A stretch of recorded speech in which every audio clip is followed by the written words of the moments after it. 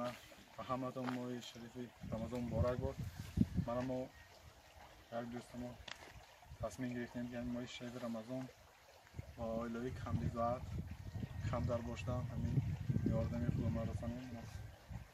40 xojagi va 25 kilogi or, 5 kilogi ravg'an, 3 kilogi makaron, 1 pachkagi xurmo, 40 xojagi va tamom tehodi mo'g'iyon ba taqsim karda rohat hammashona merasanam.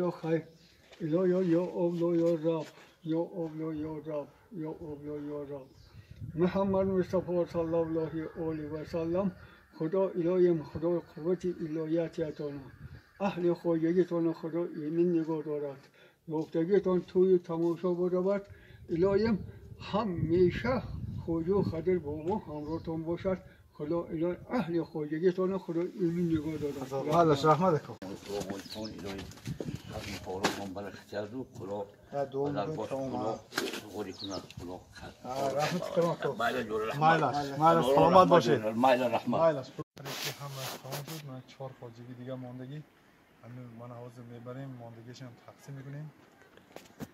4 خواجگی دیگه اول باری ماندن ما خودی غیزن قرمی سار پل گرداب پشت قرغان ماویان فانی میدانچه همه جای تقسیم کردیم. فقط اول باری مان من 4 خواجگی همین هم امروز تقسیم میکنیم و همین تمام کسانی که میخواهند خیر رو یا خدای میکنن یا هستن جوان مردایی که دل و نیت خیر و خدایی کردنی باشند در این پایان ویدیو نویسند ما البته با بعد گم میزنیم.